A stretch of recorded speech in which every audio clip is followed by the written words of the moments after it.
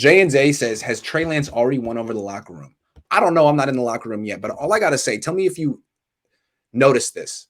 When OTA started, everyone was talking about Jimmy. He looks great. Best we've seen him in a while. By the time OTAs were over, I only saw 2 practices. There were 9. Everyone was talking about Trey Lance. Kittle, the coaches. Wow, he learned the whole offense. He really has a strong arm. He really fits the ball in those tight. That's all I've heard anyone talk about Jimmy in a while. That's all I've noticed. That's all I've noticed.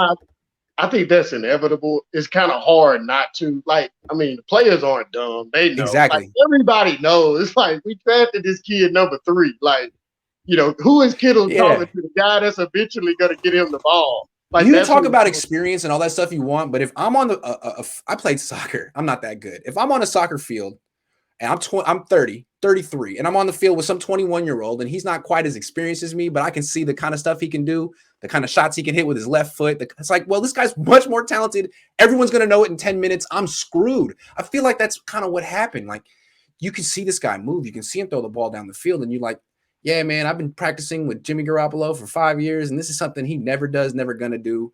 I like this kid. Well, the other thing to me is, like, and nobody brings this up anymore, like, and it's the same reason I don't want Sherman back. Like, it looked a lot like both of those players quit on the team last year. Like, Jimmy looked real good late in the season in those practice tapes, dancing around, throwing the ball, but he didn't get back out on the field because he thought the same thing they did. They tried to get rid of it, and he felt that was coming. So he wanted to be healthy in case it happened.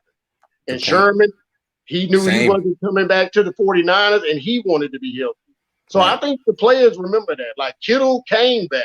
So Kittle probably feels really some type of way about that. Yep. But, you got to be in the locker room with these guys. Kittle even talked about it, remember? I said that Kittle shouldn't play because he's too important. And in a press conference, he was like, oh, didn't you say that I shouldn't play and then I should just practice my little heart out? Well, I'm going to play my little heart out. And it was funny. Him and Kyle kept making a big point of it. Like, well, why are you playing these guys? The season's over. And he was like, because they're football players, because this is what we do. They do. And I was like, well, who are they talking to right now, Jimmy? And I know they're talking to Jimmy directly. The Jimmy footage was not like you sideline beat reporters footage. It was some sharp Niners production. It's true. They put the footage down. Look at him. Look at him. Good. He moves he's practicing quite well, but why won't he play? Well, that's a question for Jimmy. It's a Jimmy question. So yeah, I don't think it's hard for a quarterback to win over the locker room after what may have happened last year. Right. Plus the injuries. We like you, Jimmy, but you can't stay on the field. And we don't want your injuries if you don't throw me a medicine ball against the Cardinals. That's right.